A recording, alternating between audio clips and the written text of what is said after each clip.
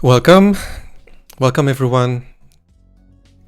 I hope that your week is as pleasant as it is here in the Netherlands. The absolutely devastating heat wave we had in the last 2 weeks has receded, and now we have a regular weather with rain about every day, which is exactly the way it should be. Today we are going to continue our work on the task group initiative, where we are working on this PR here and a new project that we created called Go Plus.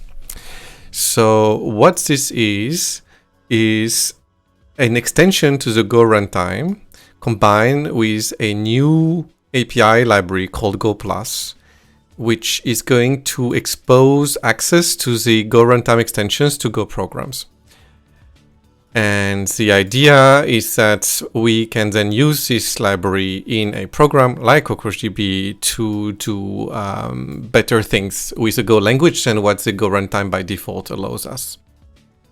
So we are going to continue the work we were started to do last week on this and try to solve a couple of usability issues that cropped up when we were experimenting with this later after the stream last week. I'm going to explain that in a second. But before we do this, I do want to share an event that is going to happen later this week. There is a person, Felix Geisendorfer, that is working at Datadog, that is doing very, very cool stuff with the Go runtime, and who is going to talk about Go profiling. And that is going to be on July 1st, which I believe is going to be Thursday. And, Felix is a very good person. His work is very good. And what he's doing with the Go profiler is also very interesting. And therefore, I would recommend attending. I probably will attend myself. And the attendance is free. It's a webinar. So just go to this site, golab.io. And then you can search for the event. You can also search for Felix's Twitter and see the link from there. Go profiling from bottom up. All right, so I recommend this event. And now let's come back to our project. All right, so we have a couple of Go runtime extensions, which are now even documented thanks to the magic and automatic documentation generator by pkg.go.dev. And that is actually creating a summary of our new API, so that we have created via our Go runtime extension and now also exposed through our API library. And this is fine. This works fine, but there is a usability problem. And that is that the way it works today is that you not only need a custom Go runtime coming from our fork of the Go repository, but you also need to add the tags manually to the build command line. And that is, in fact, something that is inconvenient for 2, maybe 3 reasons. The first reason is that we would really like this extension to be a drop-in replacement where you only change your Go route and path, and then you can keep your build system the same, so that the number of steps is reduced. And a second reason is that the tags might actually change, might be difficult to change in a given build tool or a text editor for Go. And therefore, we probably would have problems with end users if the tags became requirement. Like there are build systems where the tags are in fact mandated. Like some Go libraries will say you have to run your test with tag something like maybe stress or some branch name or something like this, and they don't allow the developer or the person creating the build system easily to add arbitrary new tags. They might also have constraints about the shape of tags, like whether the syntax Go plus is allowed. And so it's actually kind of a bummer that the change we made last week would make the use of tags mandatory. And then finally, there is another issue, which is that you would need to change the build flags depending on which Go runtime you use. Namely, if you use a Go plus tag and you don't use the right Go runtime, then they create a compile error. And therefore, there are two moving pieces that need to be perfectly in line with each other. One is a list of tags, and the other is the path to the Go runtime. And if you mismatch them in one of the situations, you get a build error, and that might be difficult to troubleshoot. And that is generally poor user experience, developer experience. So we're going to try doing something about this today. And so if we go back to our project, so by the way, the PR number, as usual, is at the bottom of the screen here. We're going to continue the work we started last time by ensuring the thing works with a customization.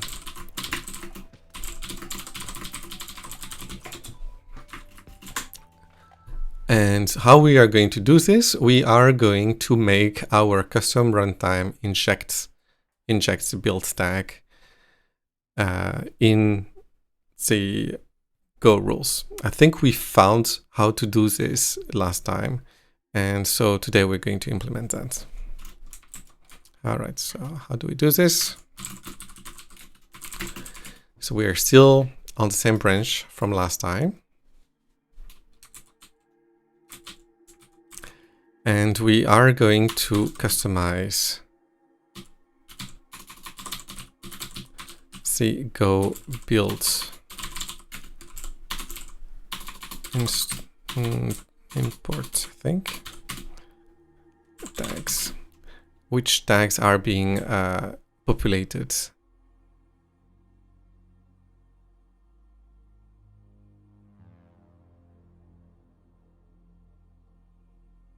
So which tags are we going to add? Well, we are going to, where are we going to add those tags? We have to check a little bit where this is being modified.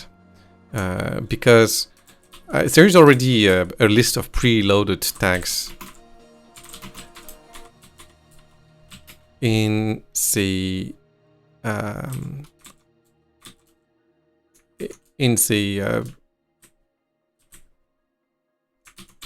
the Go source code. This document must be, come on. Interesting. All right, so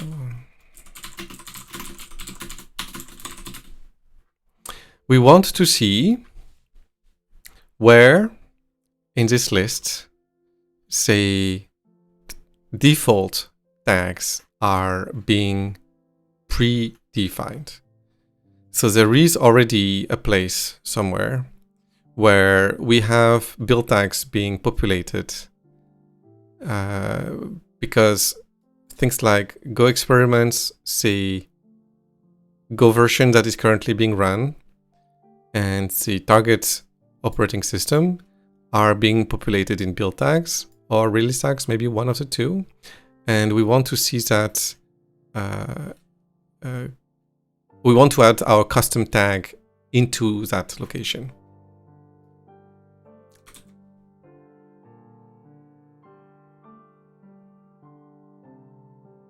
All right, so this is where, okay, so build tags is a flag, is a place in the build context where the tags specified in the command line are being specified.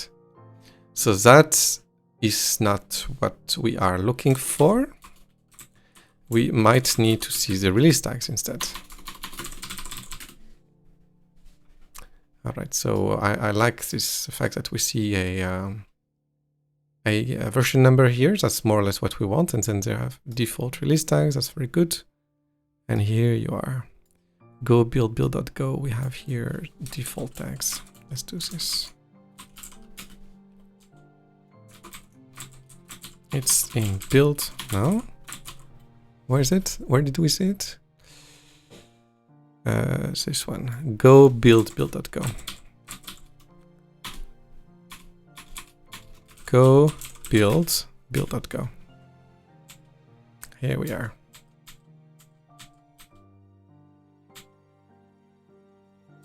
Default context, that's very good.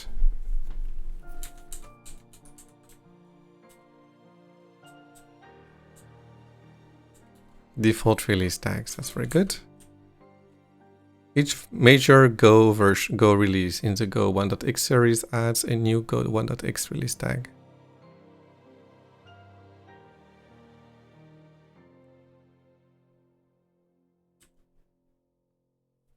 All right, and this is what we're going to do.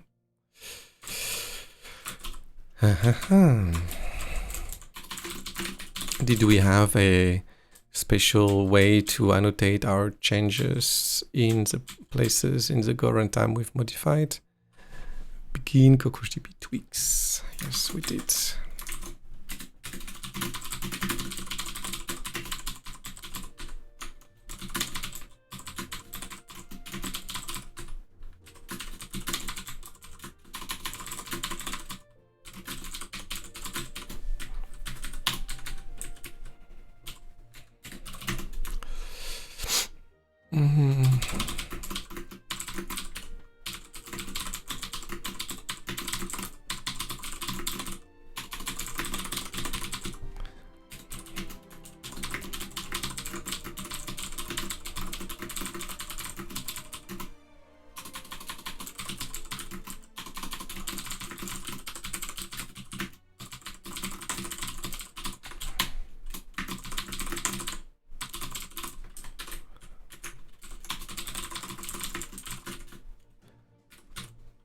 All right. And now we are going to build this.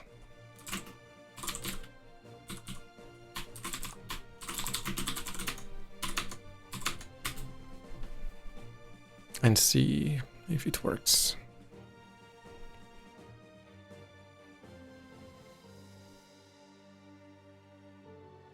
What did it say? Ah, made a typo.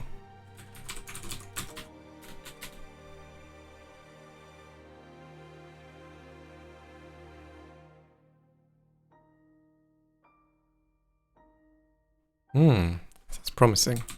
All right, and then we can go to our Go plus library here. And then we are going to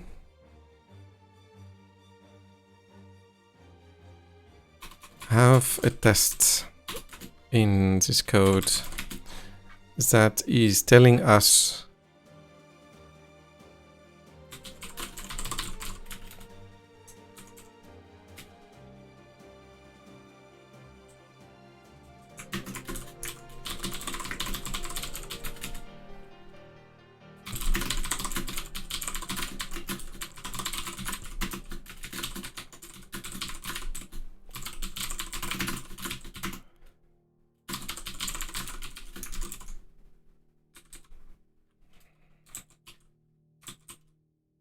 yeah, that works.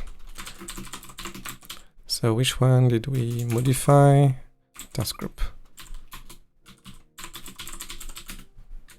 Yep. So by default, with the vanilla Go runtime, the supported flag is false. And now we are going to modify this.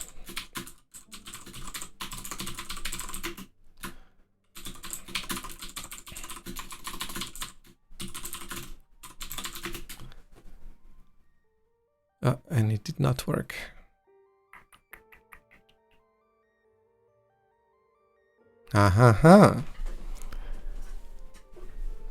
Interesting. So I had hopes that we would see the build tag happen. Okay, so we want here to maybe get some detailed version of which arguments have been used to compile the binary, because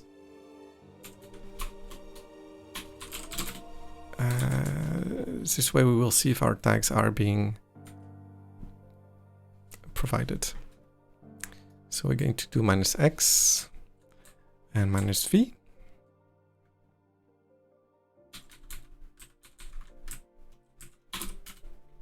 All right, that's better.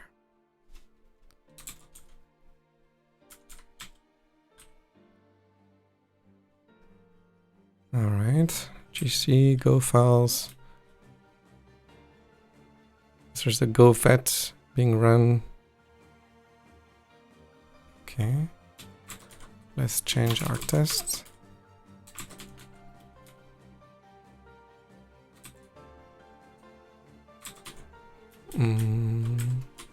Why I need to change the files because the command to rebuild is only provided when the file has changed. All right, so we see the compile here. So we see language, port CFG, Go version.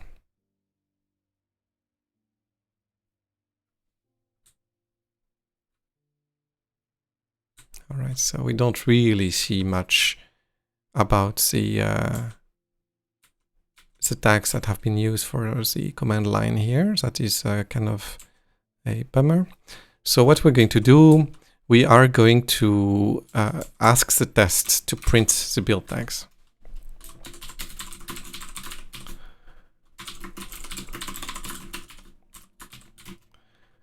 And so that's going to be build. We can ask the build package to tell us which build tags have been created. And that is going to be built.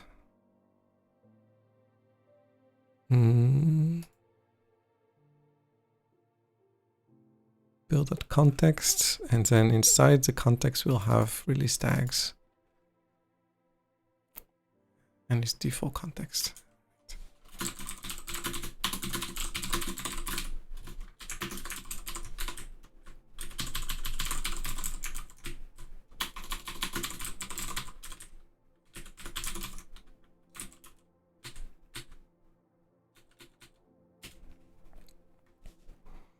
All right, Go build tags set, Go release tags, all this, but we don't see our custom tags that we have added.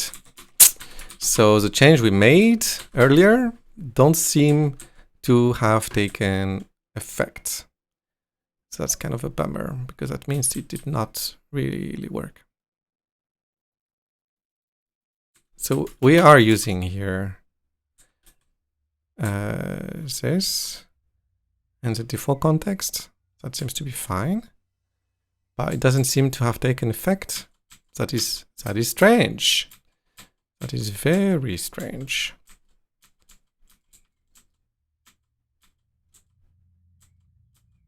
Okay. So maybe what we did here was not good enough.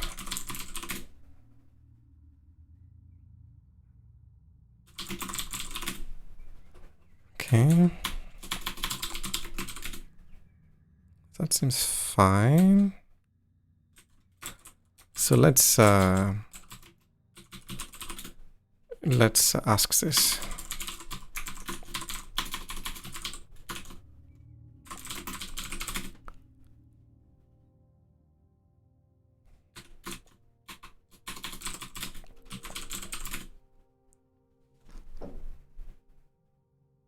Yeah, it seems to be there, in fact, so we are kind of doing fine.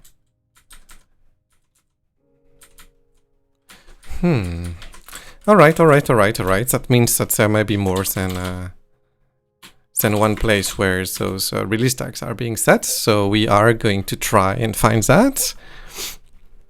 So there are things happening over here, and so we're going to go and audit those things. And what else? So that's the one we modified.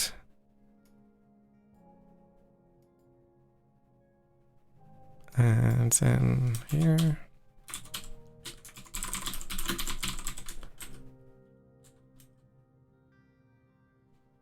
Cool.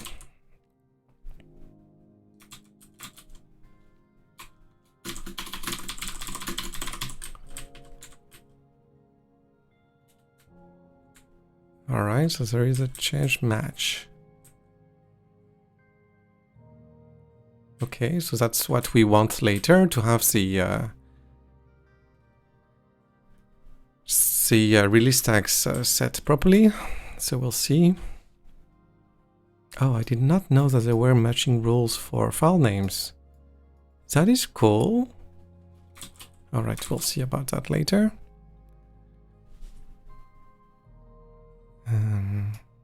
Work exec, let's see.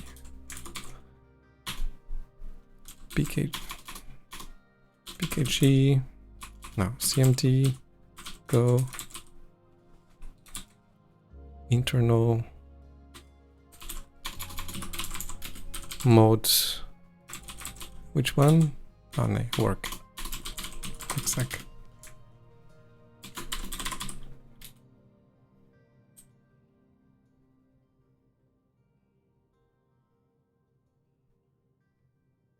Interesting. If strings that has prefix and tag 2 is v. Alright, so that apparently is using our it's able to use our special tag, so we are going to be fine with this part here. Let's see what mode load does.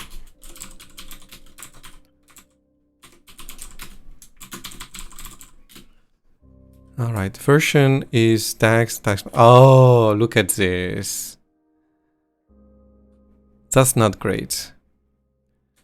This is assuming that the current version of Go is the last one in the list of release tags, so we can't do what we did earlier. All right, so that was actually a bummer, and it might explain why. So we are going to start with it instead.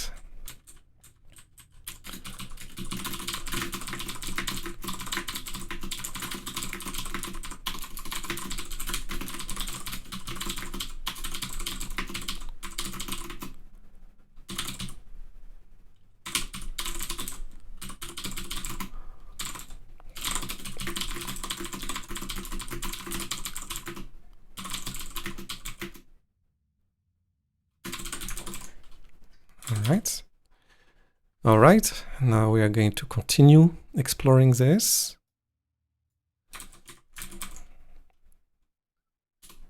CMD, go, internal list, context.go. New context, this is this. All right. I don't know what this package is about, but we'll assume that it does what it needs. Okay.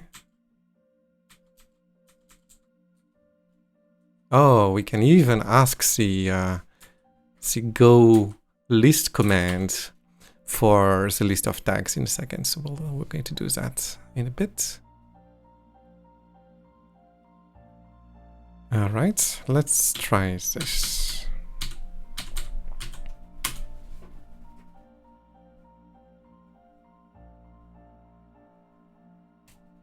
So yeah, so as a reminder, what we want is to have our custom build tags that we added inside the Go compiler show up in our custom libraries as a predefined tag. We don't want the tag to be have to be set manually. All right, so this says that I can say go list. And then here I can say JSON. Yeah, that's good.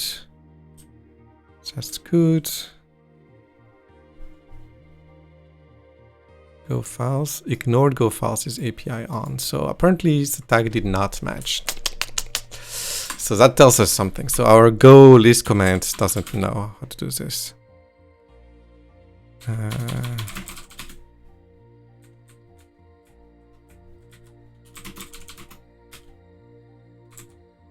How does this work? All right, so let's try to study how the list command works. List lists the named packages. F flag specifies an alternate format for the list using the syntax of package templates, imports path, and we have all these things here. And maybe inside here we'll see, say, tags. No, we don't see the tags. Damn it. We do see things here. The template function context returns the build context defined as. Oh, I like this. Yes, we are going to use that.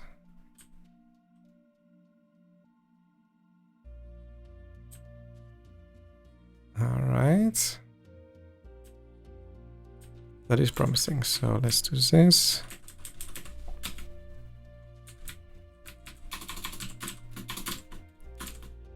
Context.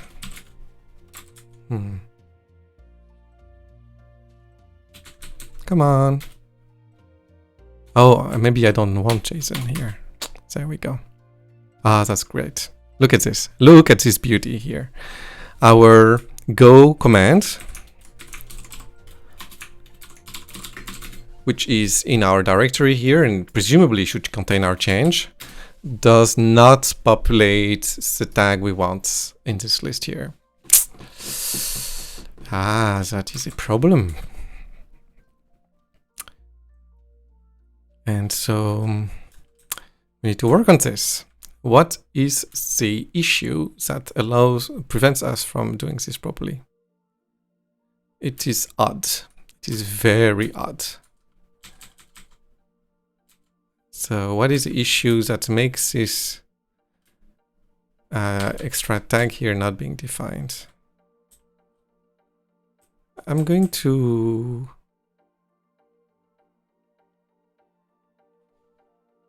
to start at 3 here, which is of course not valid, but I want to verify whether the logic that sets the tags is being modified if I make a change here. Because if it's not, that means that there is something else going on.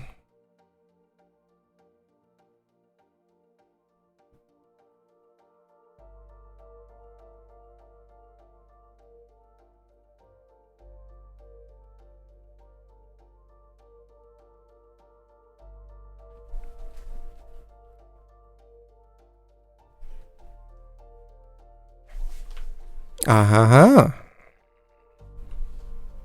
Okay, this is very good. Go 1 tag undefined. That's very good. We want, so that's like a valuable error. So because we changed this, the 1 tag has disappeared. I hadn't seen the code that uses the release tags, but this is forcing us to discover where this code is going. src cmd go main.go. And where did it fail? On line 87. Main is go 1 tag. Oh, and go 1 tag is not being set. Okay, that is a bummer.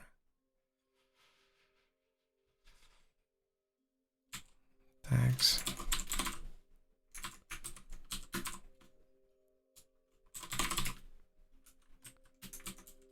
Okay, so apparently version 1 is special.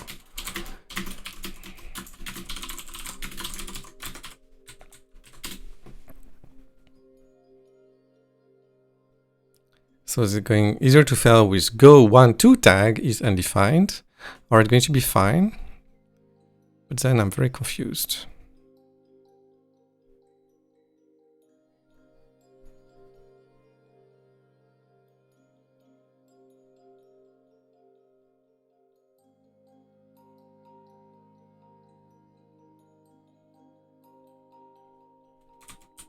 Cool. All right. So we don't see our go 1.2 tag being removed.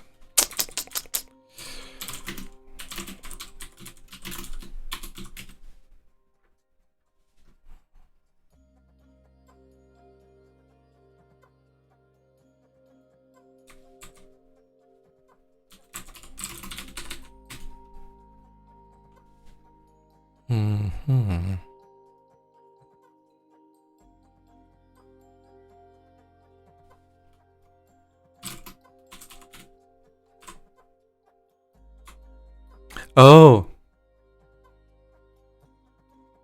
look at this. I'm a doofus. I'm so sorry. This is so silly. Look at this. I am modifying code in. Actually, maybe that's fine. Why is this a problem? So src go src github cockroachdb src go build.go. Yeah, so this is where I'm currently modifying the source, which should be fine, but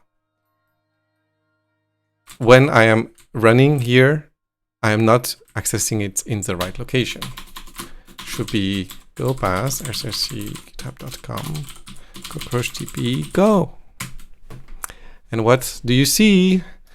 Go 1.2 is missing and go plus is there.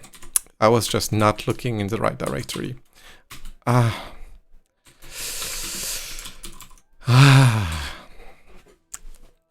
Silly.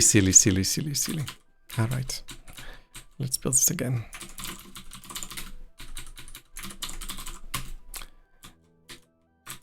Not the right directory. Never use two different directories to do the work with similar files inside because it gets confusing.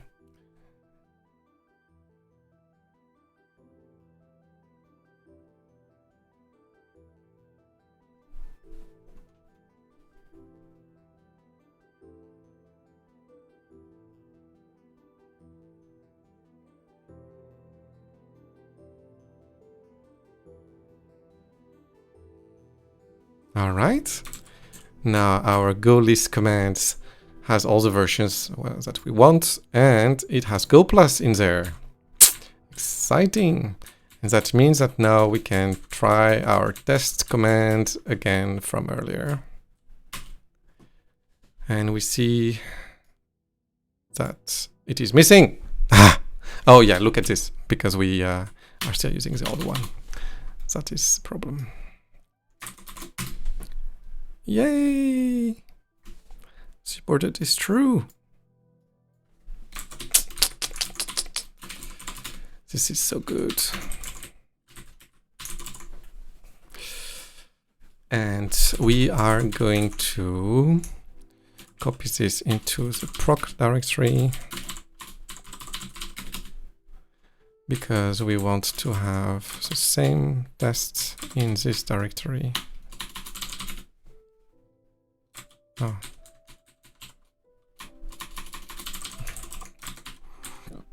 Oops. And then we have it. This is so good. So good. So good. So we have achieved. What have we achieved exactly?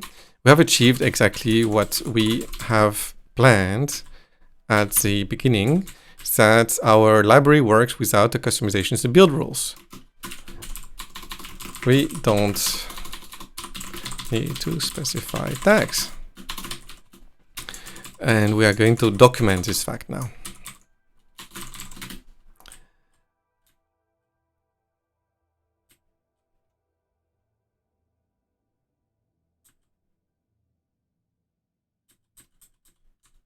And then we don't need this anymore. And we do not need this anymore because all this is going to be fully implicit. Oh my gosh, this is so great. So convenient. Now, the way this works is that the customize Go runtime provides an extra build tag Go plus implicitly.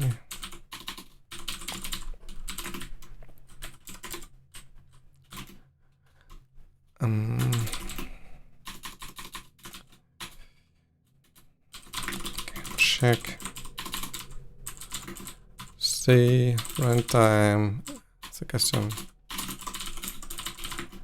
is active with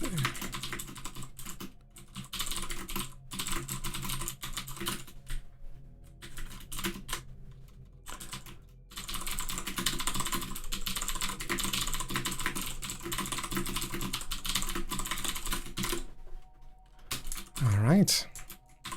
Now we're going to commit all this.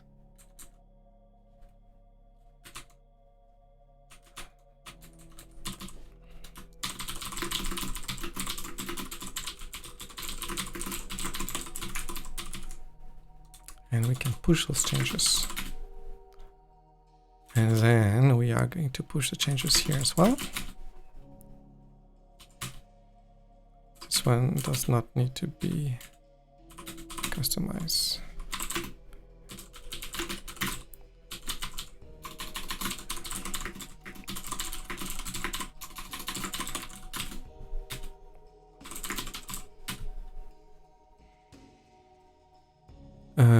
Ooh. Oh, yes, because we rebased last time, I think.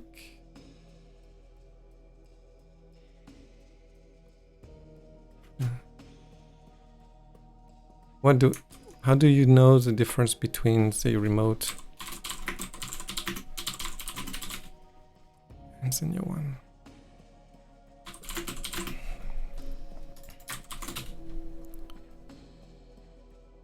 Okay. Oh.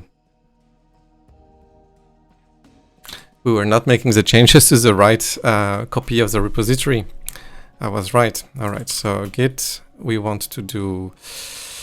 how do we export a batch in Git again? I think it's called Git AM. No. Git export. Exports batch.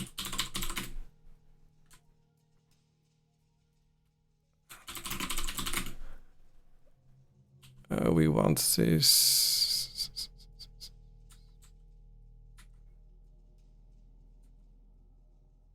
Anyway, this is git if. Oh, that. Come on. Okay, so that is a test. What is the command to export a git commit in a mailbox format? Git export mailbox batch. Format batch, thank you. Thank you. And then we go to our other custom directory, which was the ones that I had thought we were customizing initially. And that's the one.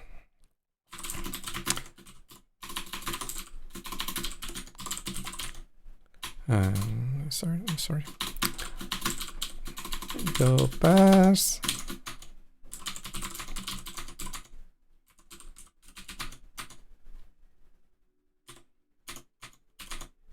Oh.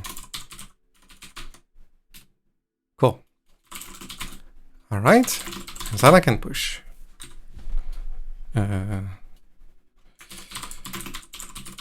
If I know which directory is the grtb, push grtb. Off we go. That is very good. That is very, very good. Now we are going to modify our test programs that we had a little while ago, just to check whether it works fine.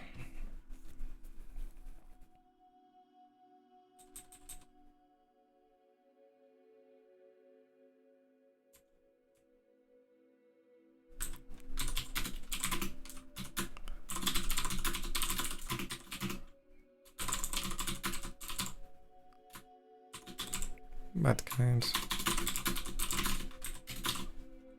All right. That was fine. And that is fine. Okay. It's not bad kind. I don't remember the name of this metric. Bad kind. Value kind. Kind bad. Kind bad. Cool. And so we are going to try this out.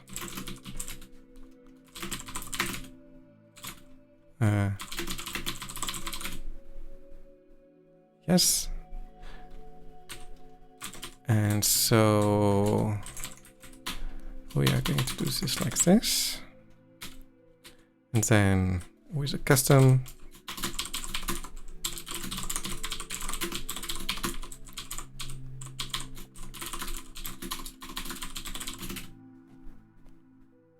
oh, I need to rebuild the in the Go dev directory.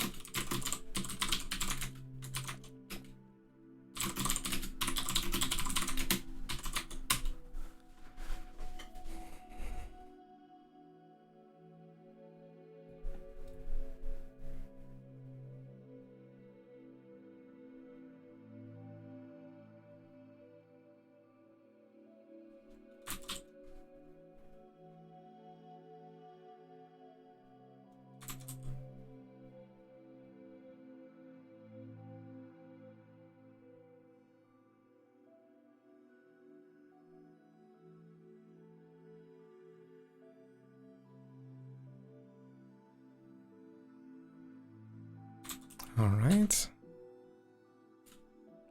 And here it works. No need for custom tags and our program works. Ah, so pleasant. So pleasant. And so now we can come back to this PR, which we started in CockroachDB a long time ago, and make that use our new library. So we're going to take this, rebase it, use the supported flag, and then do things with it.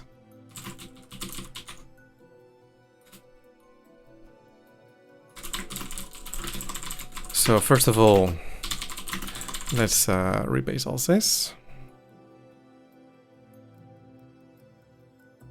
And then we can go to our custom branch and then rebase it.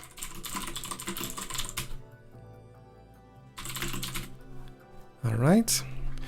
This is going to need the custom extension.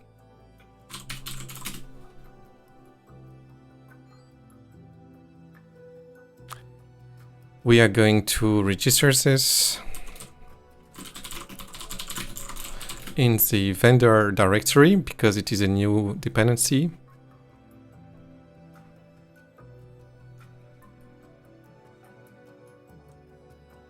Oh, sorry. I need to run first go mod.id to reduce the size of the go mod file. Then we can regenerate the vendor directory.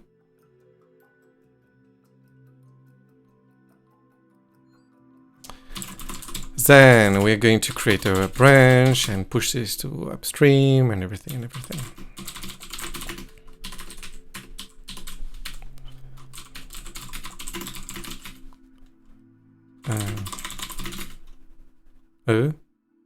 Oh, we're not using it yet. All right. So let's start using it.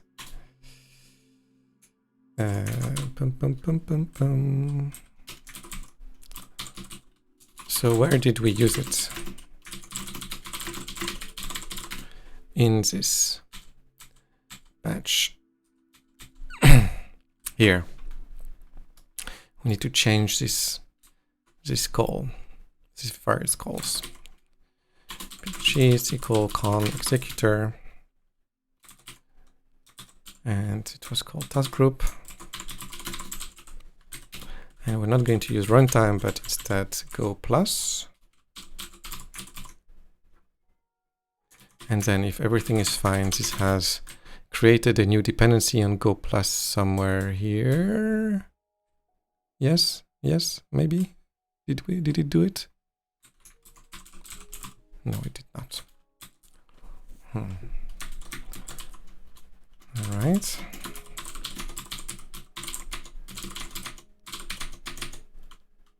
Oh. Task group. And then it's going to be a T. Like this.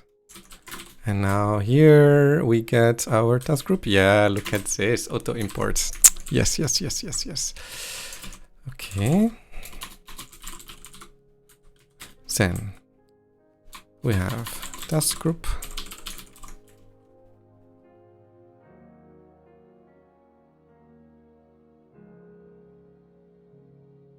Yes. Now that this is being used, we can do the vendor rebuild, because now the package is being used is going to be imported.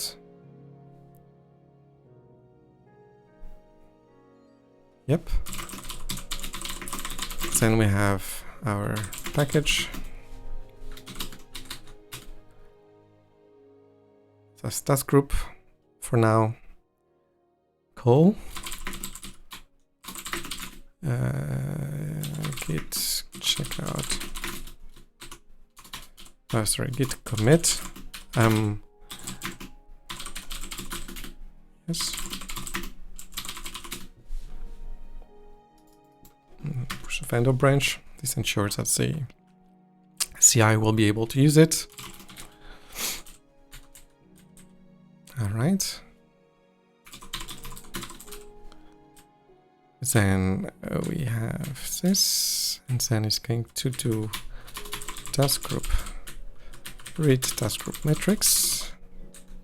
I believe that is the right API. Read task group metrics, yes. And then this is going to be a problem because the metric logic is not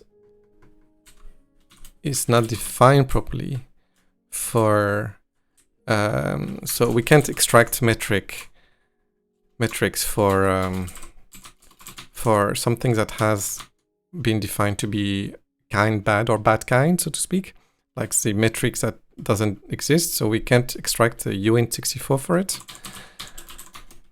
So we are going to look at how this metrics code works.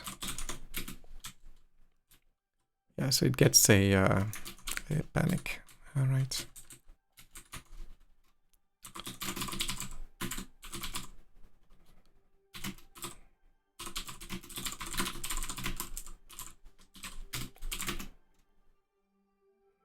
All right.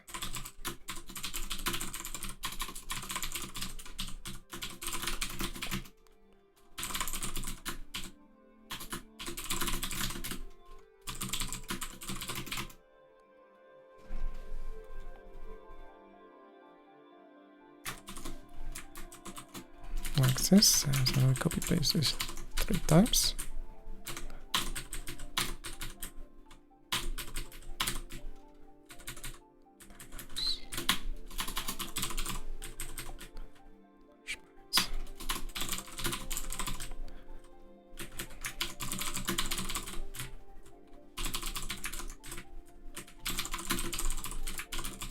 Cool.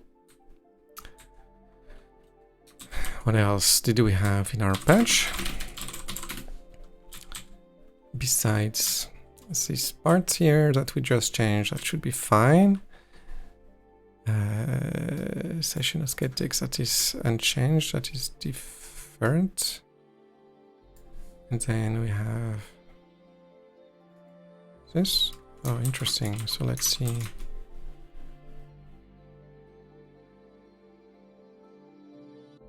Oh, that has been done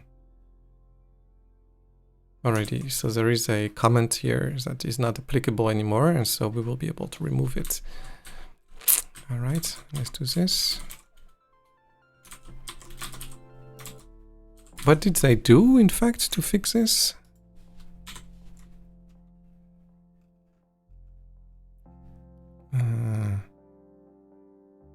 Generator, cleanup func, setup here, done. All right, this is good. That is in fact very good. So we can remove these comments we had when we were exploring.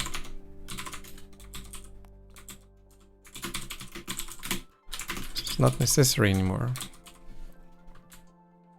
All right. Cool.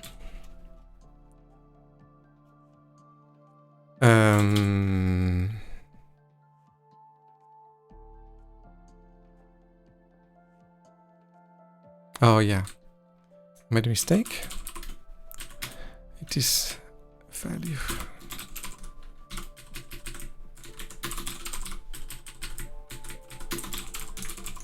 Like this. And that should build now, regardless of whether we run our custom Go runtime or not, without any change in the build system. That was the goal from the beginning.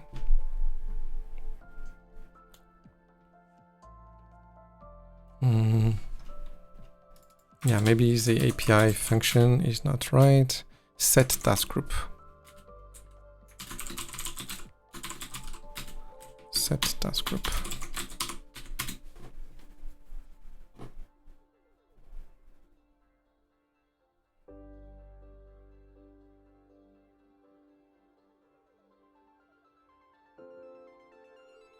Cool. And we are now going to rebuild this with the other thing, the other custom runtime.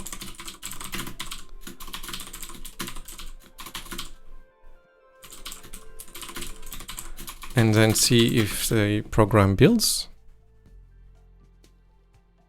Oh, actually, I want to try it out first.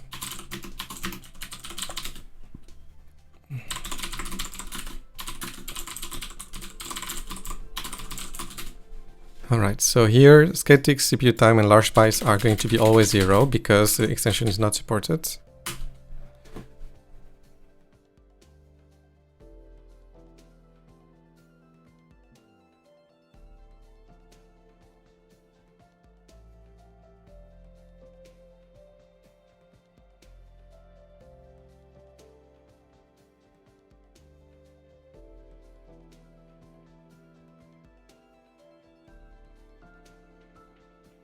I wonder if we want the Go version command to be updated to reflect the fact that we have the Go Plus extension, because this way maybe we can add it to the pkg build thing here, info.go.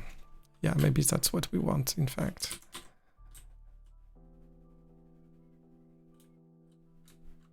Build blah blah blah Go version. Maybe that's what we want here. Go version. I like this. I like this. I like this. And now this is properly defined, so this works. So you see, I just have to change the Go runtime, and automatically the feature is enabled. I don't have to change build flags. It's completely transparent, and we are going to add here a little thing in the cockroach version command. So today we have Go version this, platform that, build time, build type, development, and short.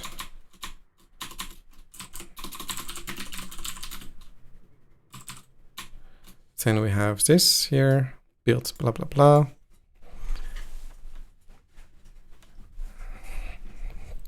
That's a short version, and we are going to have this defined here.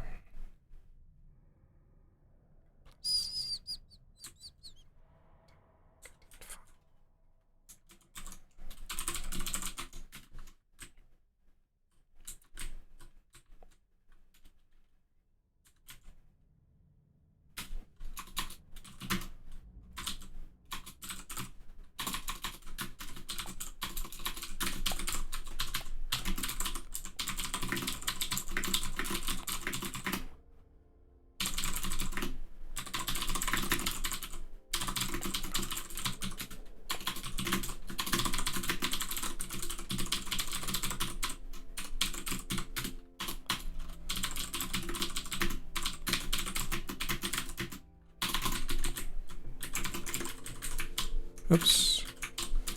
Cool.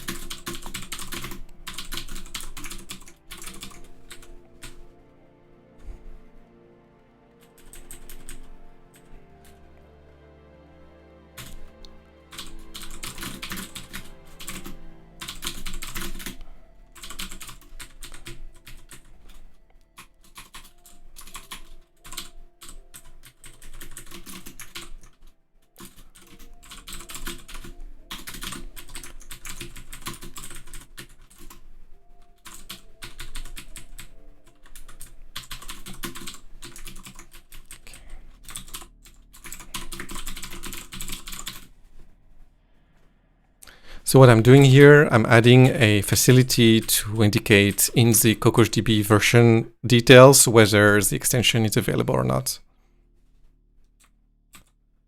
Yep.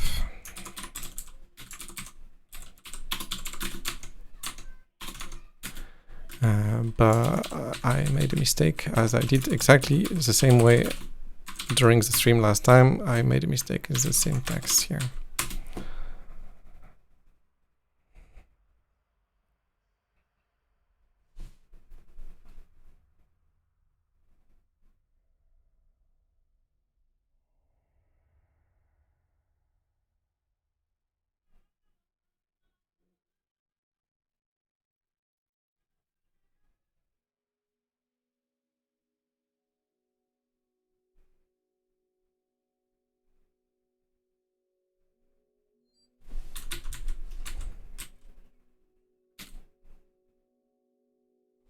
I was expecting Cockroach version to tell me something, and it doesn't. Let's see why.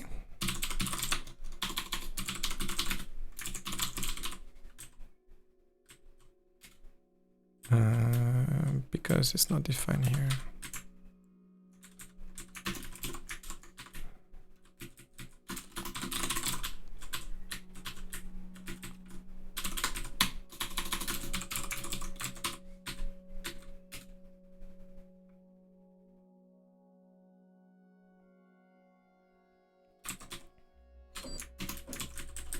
I'm going to do this at the end.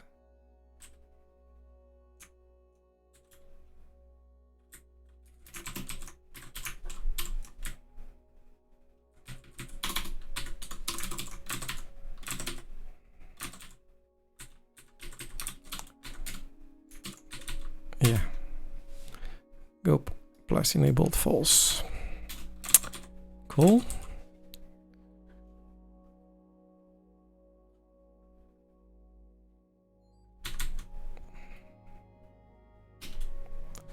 Go plus enable false, and then if we go demo empty, and then select CRDB internal dot version, no, version,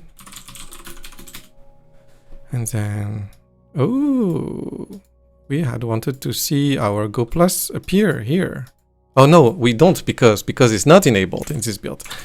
And now here, I will use it by changing the Go runtime being used.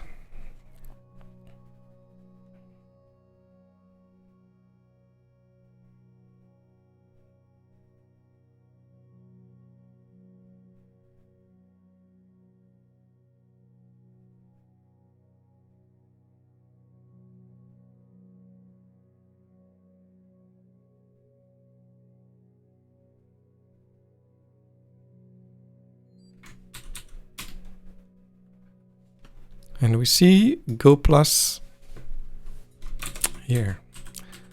So let's in fact make this a little bit more compact with a Go plus. And off we go.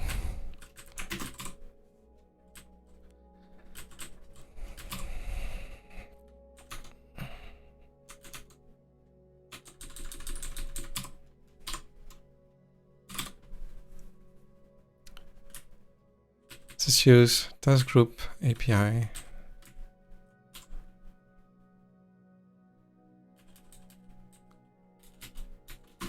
The interface for the API in the new library Go plus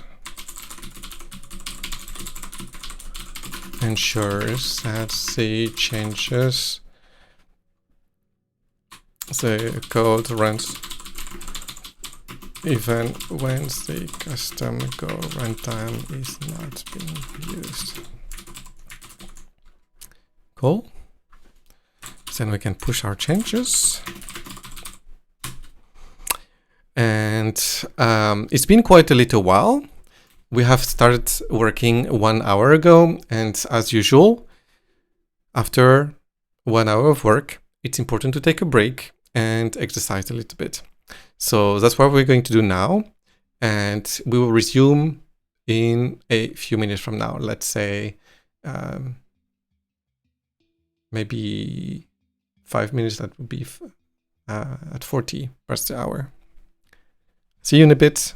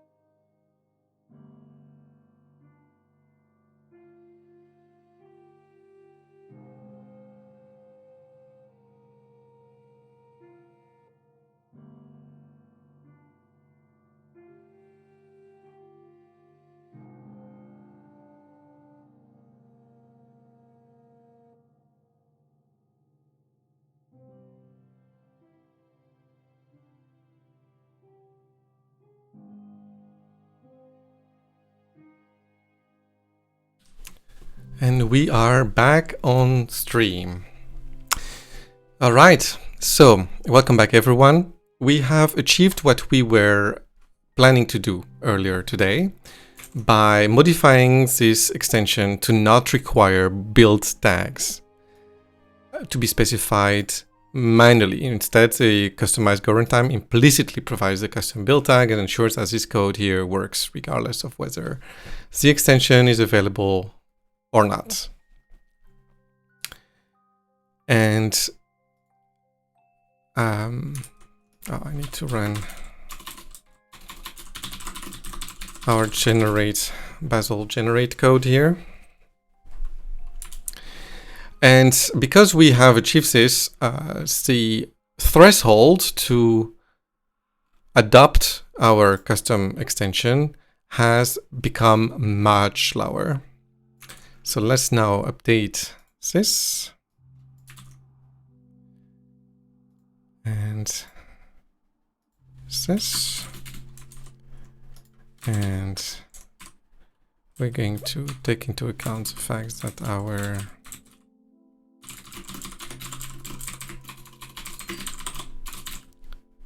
text Go Plus is now integrated.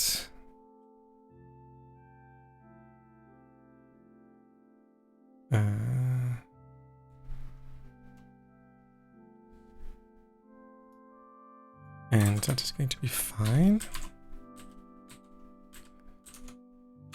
Task group for no Go Plus. Modify push.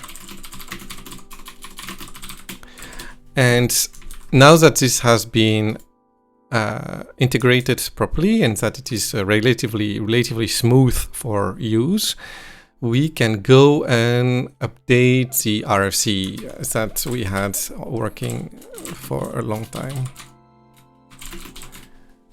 Yep, that is this RFC. And we're going to tell the story in the RFC of everything we've learned.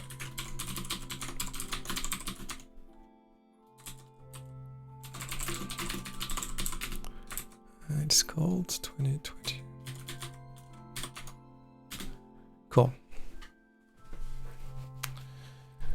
Per session, resources are tracking. So we need to talk about multiple things here. We need to talk about our Go Plus extension.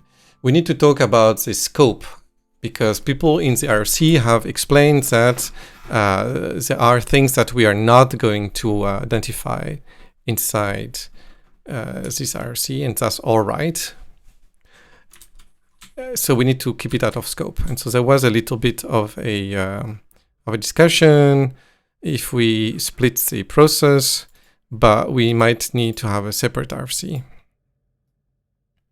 CPU accounting budget and one for memory accounting budgets. All right, so that is actually pretty important. And then we are going to have CPU. And then we're going to have the same. Oops. Come on.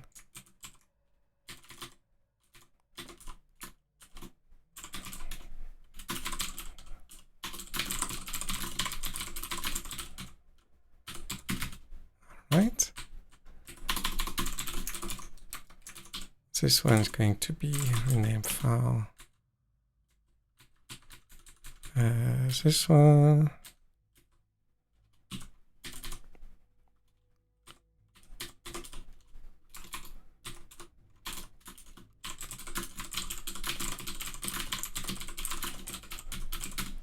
MD.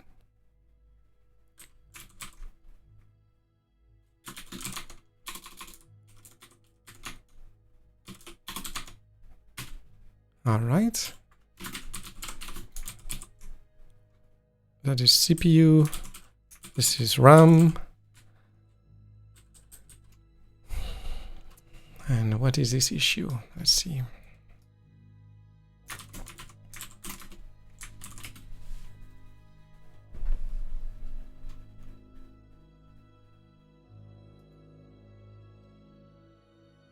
This one, in fact, we might have achieved with our task group extension. We're going to talk about that in a minute.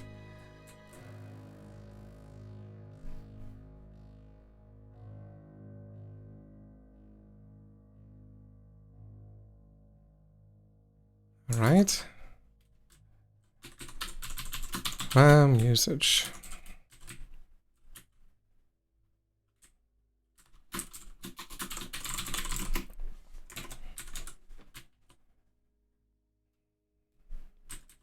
All right, so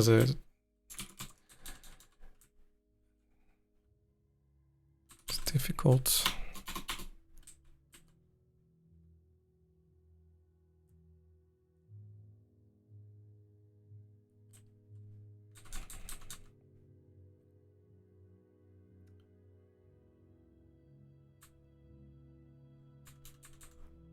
And here we're going to talk about the scope here.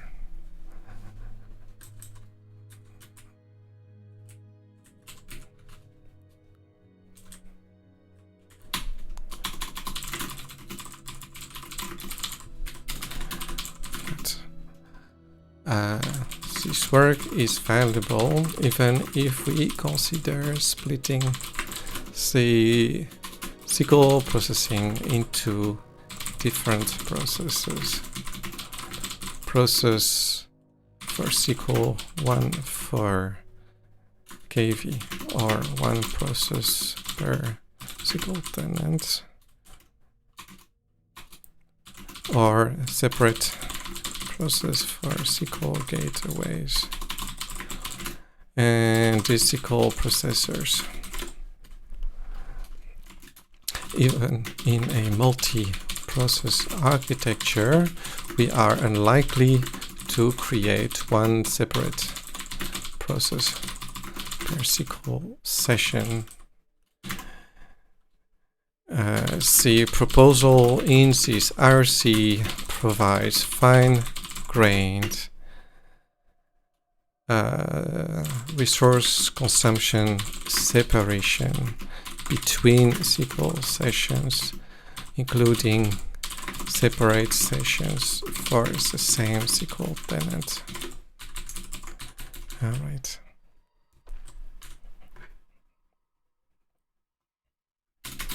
Even so, we are also considering process level separation.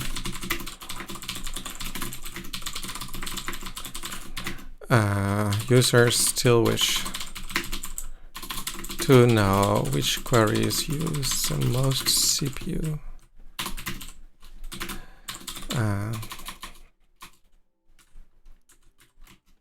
When this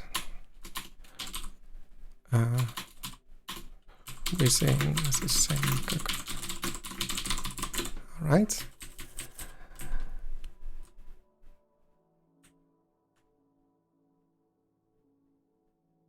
All right. We are going to fork the explanation on task groups into a common separate document because it is going to be shared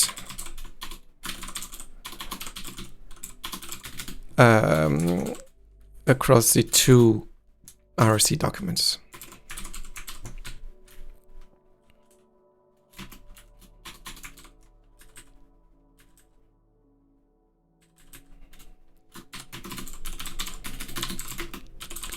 RC is a companion to the two other that propose to expose and later control CPU and RAM usage per SQL session. Refer to these two other texts for a wider context. This mini RC introduces the notion of task group in the Go language by means of a customization to the Go runtime system.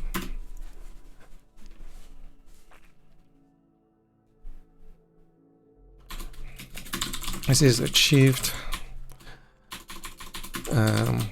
proposal creates an API which is going to be available for both customized and non-customized vanilla Go runtimes.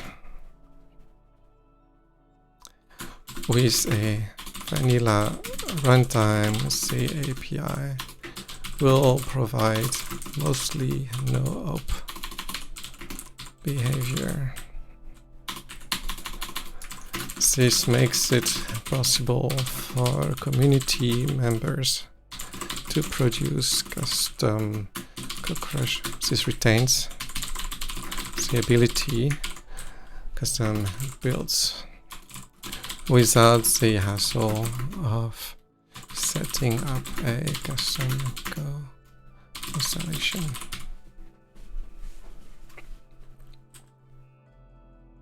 Alright, and now here we're going to copy paste the text from the here motivation. Are several objectives: resource usage, observability, and control, which cannot be achieved using the standard APIs from the Go runtime. We wish to enhance CockroachDB in that direction, and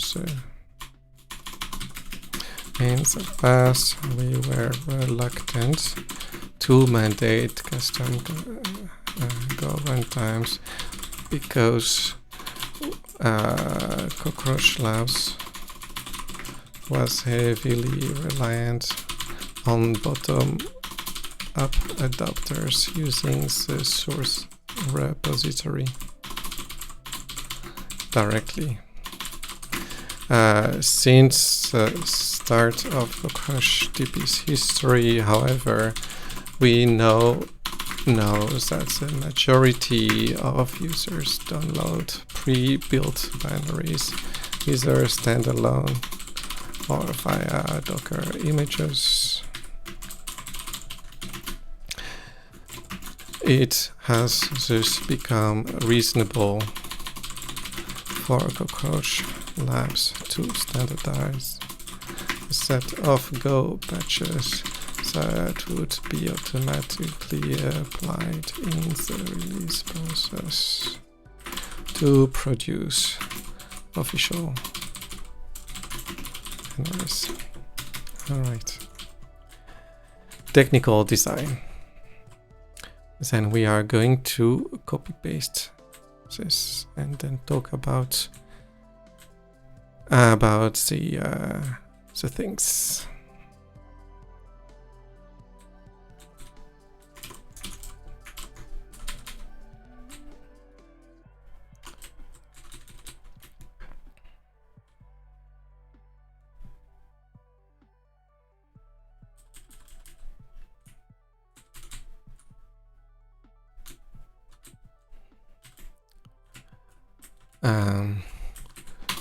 Several extensions to the low-level concepts inside the Go language, including a notion of task group. All right.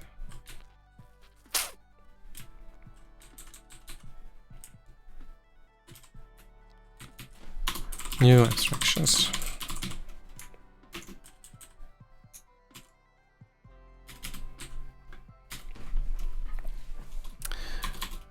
Including new APIs inside the runtime package. When doing so, however, need to be careful to ensure that client programs, that application programs, Go programs like CockroachDB can continue to build using non-customized runtime. To achieve this, we also provide a Go library shim called Go Plus, which exposes the same API to Go programs, regardless of whether the Go runtime is customized or not. Internally, the Go Plus library switches behavior based on a new build tag Go Plus. The customized Go compiler runtime defines this tag implicitly and automatically, whereas the vanilla compiler would not. All right. Proof of concept. We're going to talk about where this code has been implemented.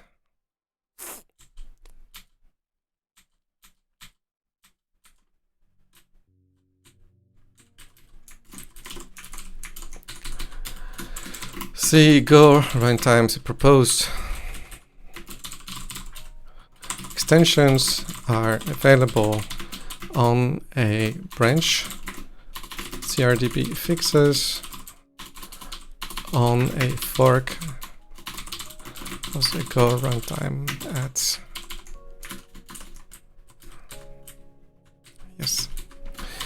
the shim adapter library Go Plus at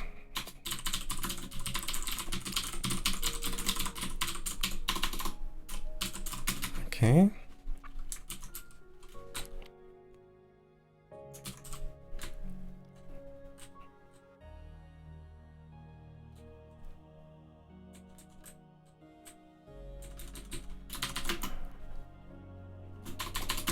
The auto-generated Go documentation for the extension is available here, and then we're going to copy paste the link.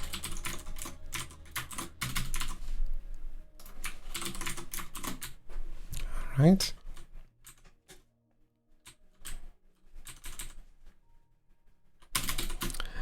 At the time of this writing, we envision two API layers, and we're going to talk about that here.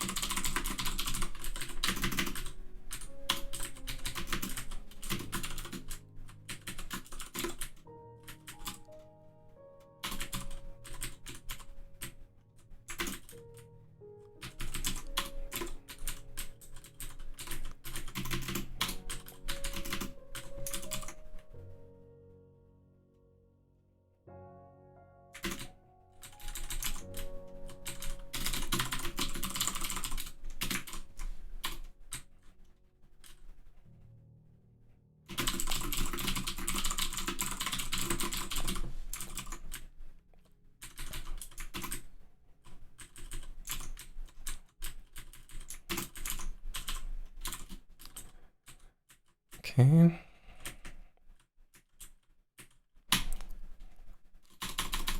Okay.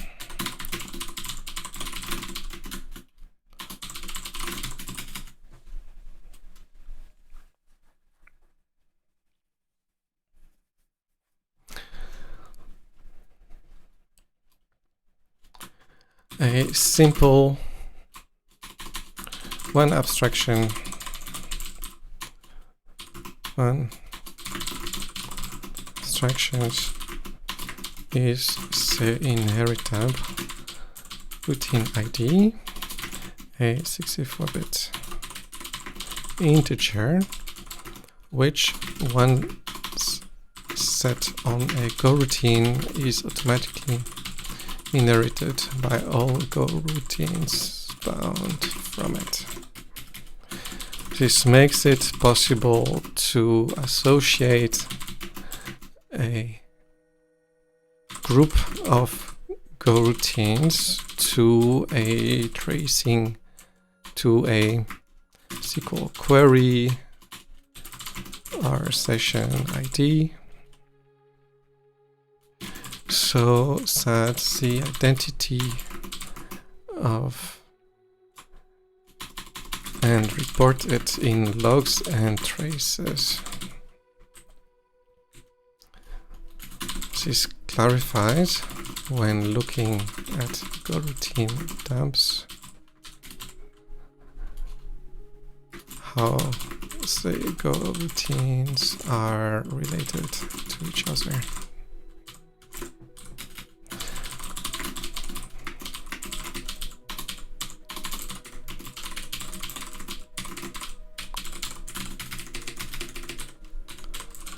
Then we're going to copy paste the API structure.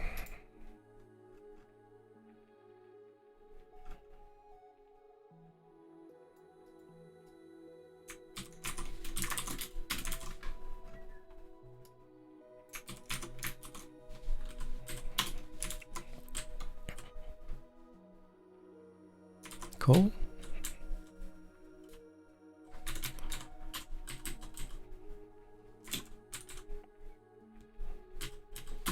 This proposes a new task group in addition. Alright, task group is the collection of 0 or more Go routines. Default task group. Each new Go routine task group is parents. As runtime is the task group.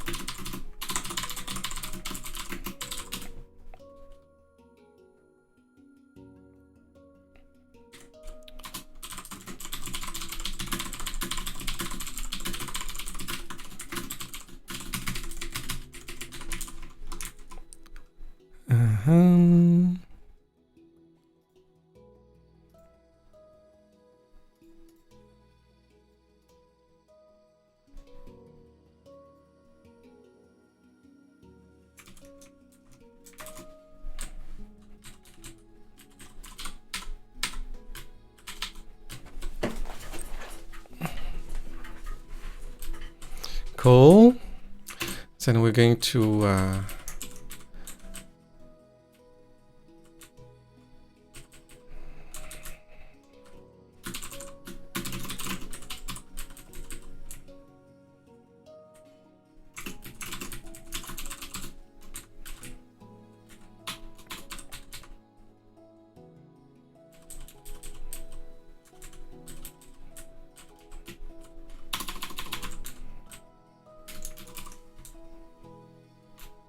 call.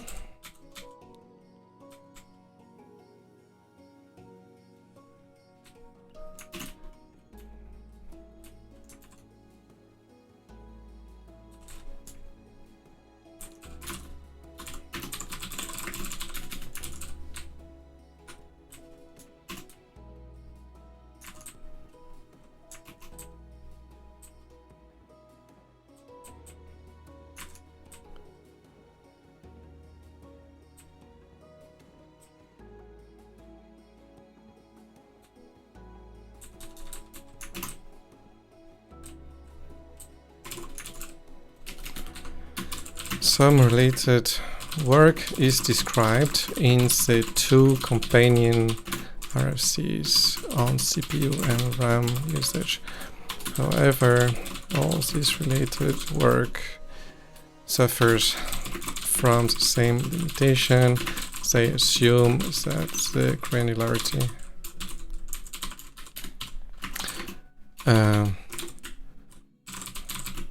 observability is one Go routine.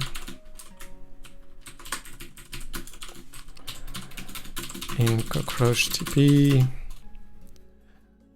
the unit of processing is of Go routine performing Go routines work on behalf of a SQL query or inside KV of a range queue or on behalf of a KV client. And need for an abstraction that groups Go routines together.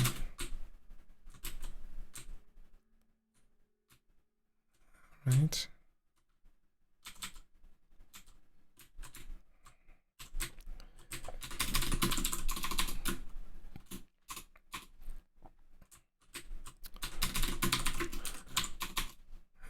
Other runtime customizations.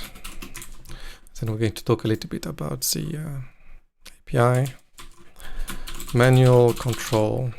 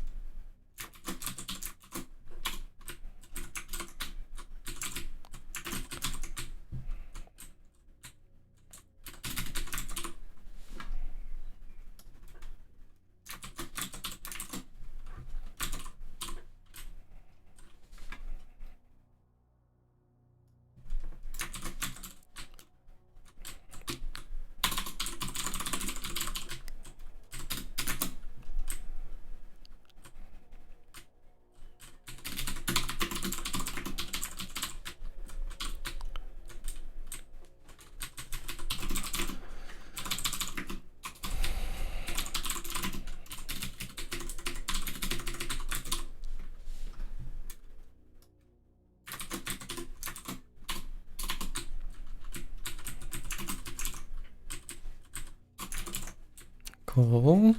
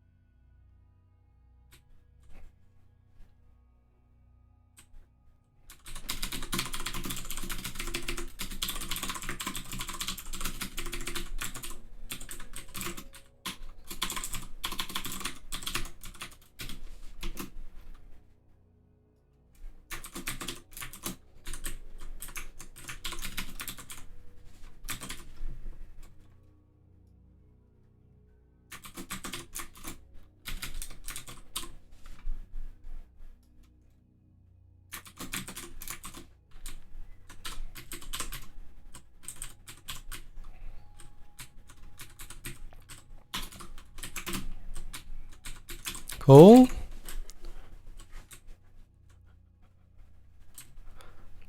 And now we have a mini RC here that is going to stay there.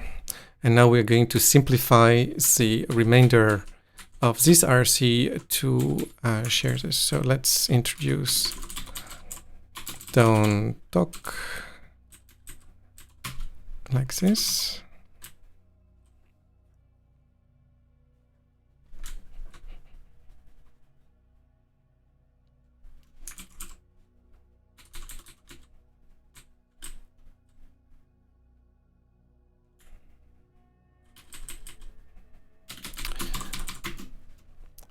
C companion mini RC.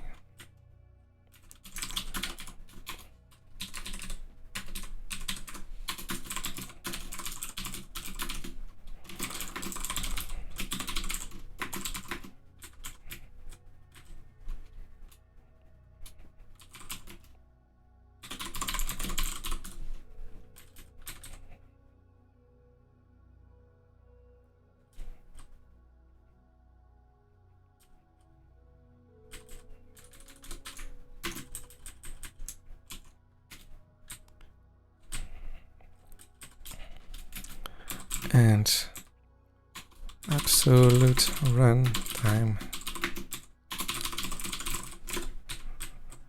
right?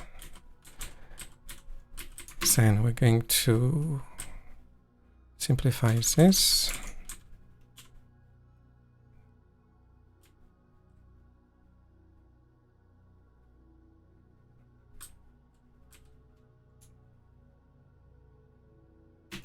Then we're going to remove this because we don't need this.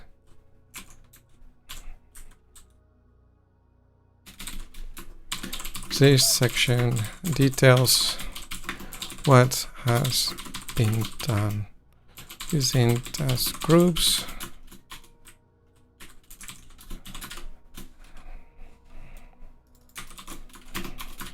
To facilitate CPU observability.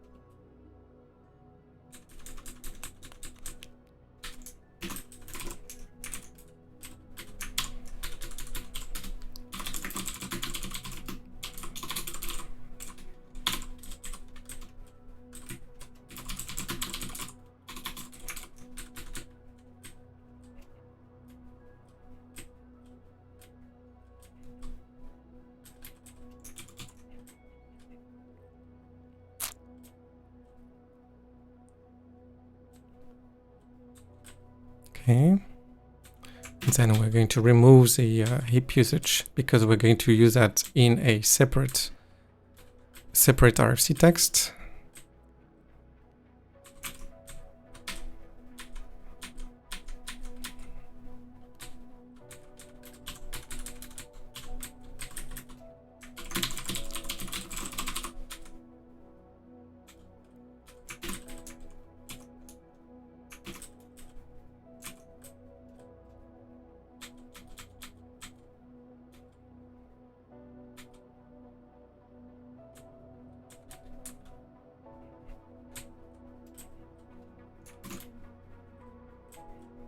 So this section needs to go to the common RFC text here.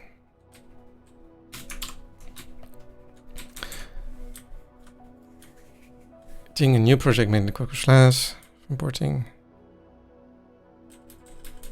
setting up the text changes.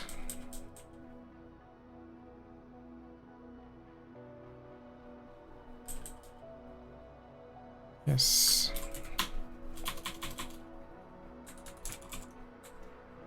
All right, so that goes out of this one.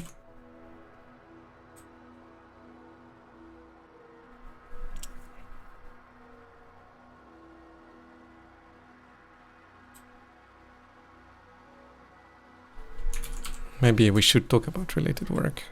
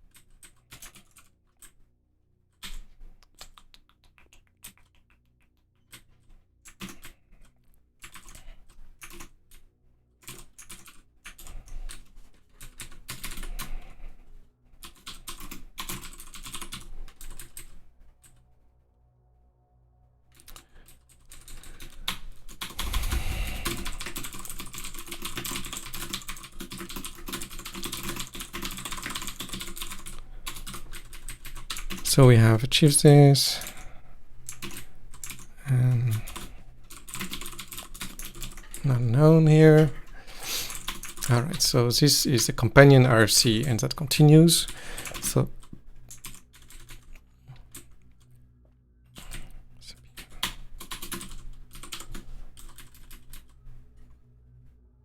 which is precise resource. All right, that hasn't changed. And now we can revisit the text here to see if it is simplified.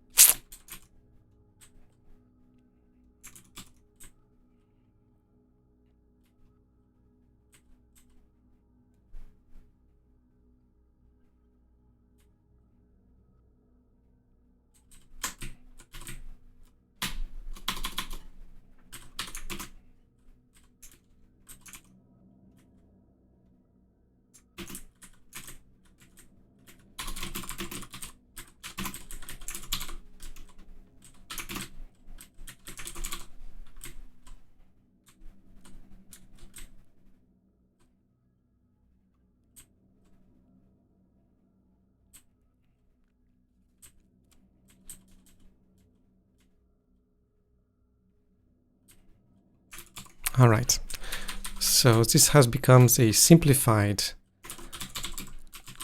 doc refresh, simplified RFC. Many headers are going away. And now we can go and modify the one on memory usage.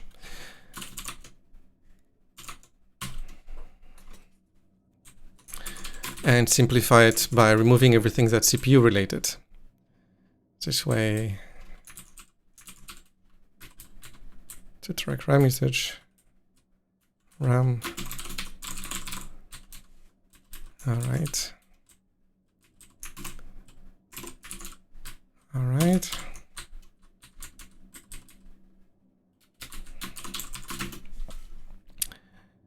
There is a separate RC for observing and restricting CPU usage.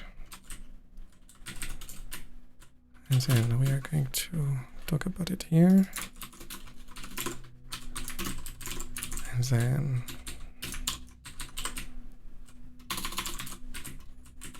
this one. And then we are going to simplify the text of the RAM RFC. CPU.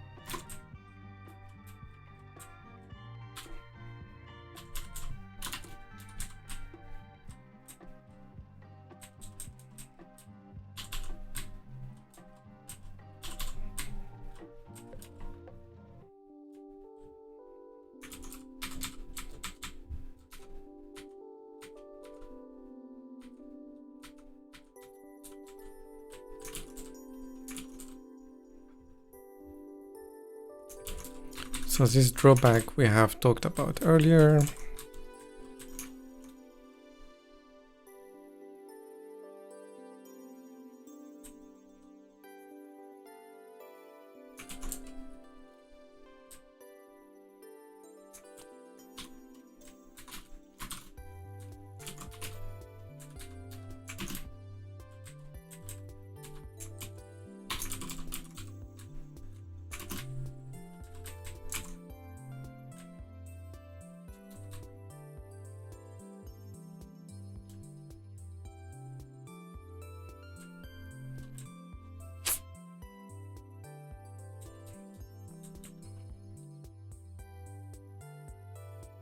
And here we need to talk about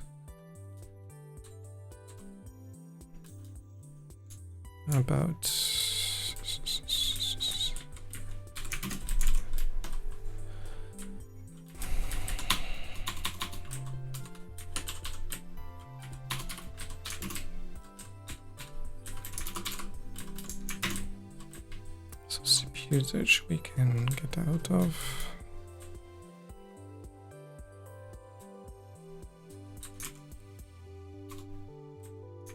User sampling we can go out of.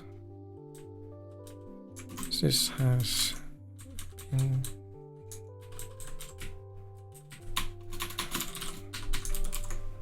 All right. And we are going to talk about the alternative here that has been requested inside the discussion here.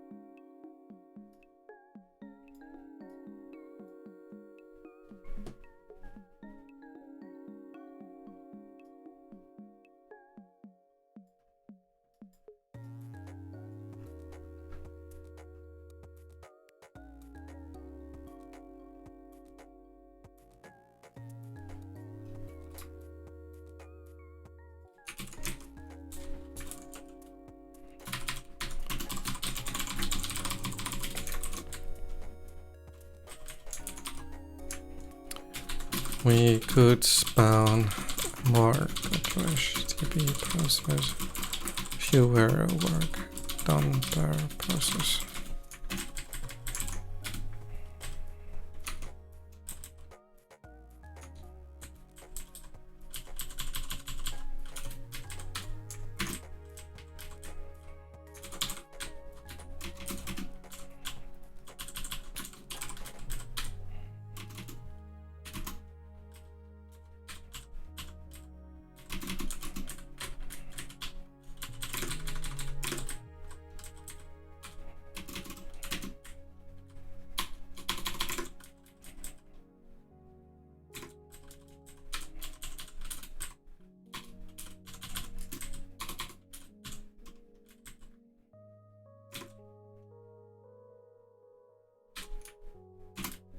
Okay.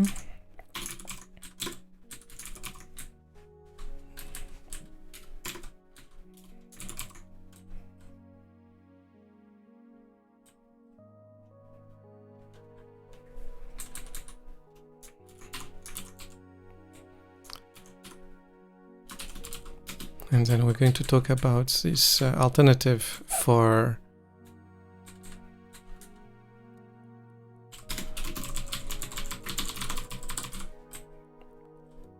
this here.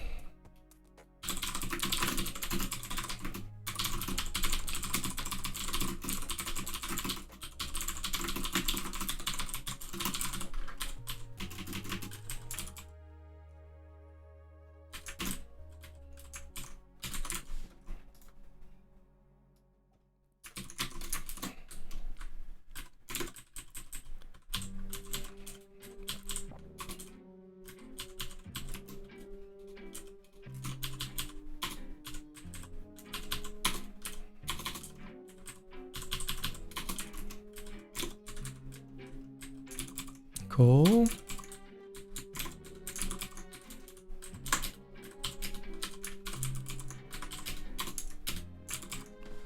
And now we have 3 RFCs instead of 1. Off we go.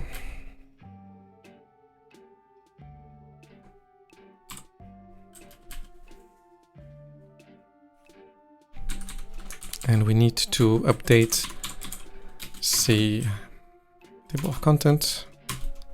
It's now simplified.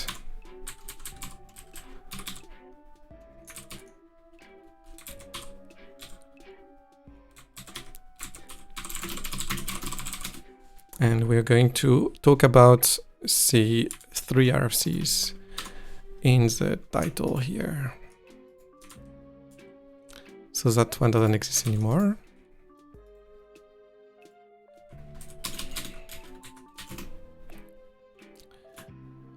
Shared mini RFC on task groups.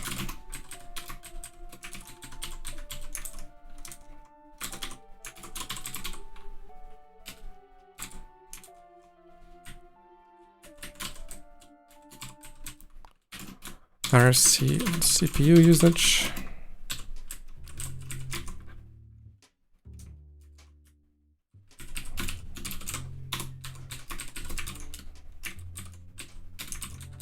RAM usage. Cool. And now we have our 3 documents. And then we are going to explain this. Following up on the above, split up the discussion between CPU and RAM resource tracking to separate texts because the trade-offs, analysis and study of related work are completely different. However, both RCs refer to the same Go runtime extensions as candidate approach, and so I extracted the common subpart of the RFCs into a 3rd mini RFC that describes just the Go runtime extensions. Here's a summary of the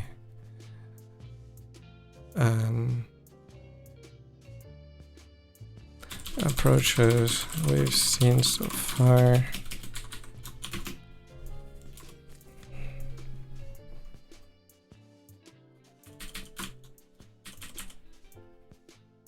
No, we're not going to make a summary. It's too complicated to make a summary.